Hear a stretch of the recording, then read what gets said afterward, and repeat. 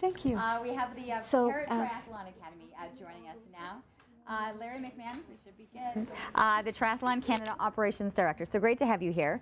You're actually coming in, the national body is actually out west, but you guys are here because there's a wonderful opportunity happening in a partnership with Carleton University. That's very true, and it's an excellent opportunity for us to field a sport for the paratriathlon community.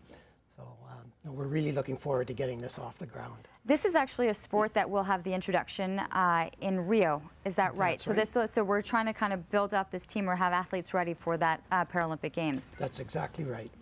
How do things evolve then in terms of the types of athletes that you're looking for, or why Carleton was the right venue or the right partner for you?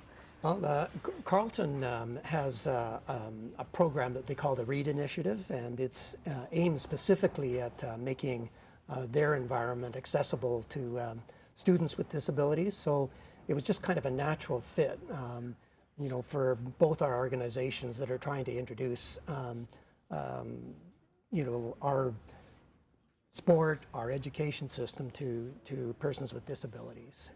In terms of the athletes that you're seeing coming in, I mean, triathlon's broken down. You've got the swimming, the running, and the biking portion. So do you find that athletes have a strength in one and are trying to kind of evolve into all three? What seems to be the interest? Well, often they come from one sport that they're stronger in, but they've either gotten bored with the one sport and they thought, oh well, this triathlon's a real challenge, and so you know, we're starting to see, you know, sort of transfer of athletes' interest from other single sports. Now, can I ask you, in terms of the disabilities, I mean, this is it's a grueling sport to be able to do, and certain disabilities would allow for to be able to get into a bike a little bit easier, but the swim would be harder. So what kind of, you know, what are the athletes looking at in terms of some of the challenges that they might be seeing?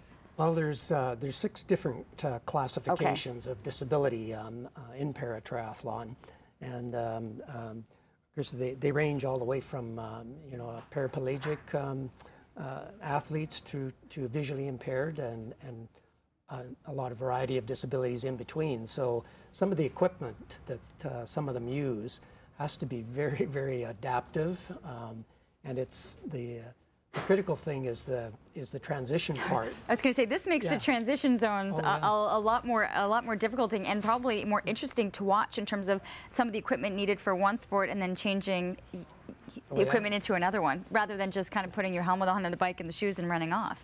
And even having you know, handlers to be able to assist you know, a paraplegic out of the water, transferring them into a recumbent bike, and then again into a racing wheelchair, it's quite a feat. Well, it's a wonderful program that's underway. Are you looking forward to being able to see, you know, how this all comes together? Oh, absolutely. And that's happening. Is it later on this morning? Yes, we're having a media conference at Carleton to launch it, and we have a variety of people from the community attending, including the federal government, Minister Gosell. So we're really looking forward to kind of kicking this off. You're getting the backing. You are getting the backing from the government and from the sports community to be able to do this. Absolutely. Well, good luck with it. I'm looking forward to seeing that in Rio, to be able to see how this all evolves and the athletes getting ready. And good luck as well with the triathlon with the athletes that your body of work seems to work with as well.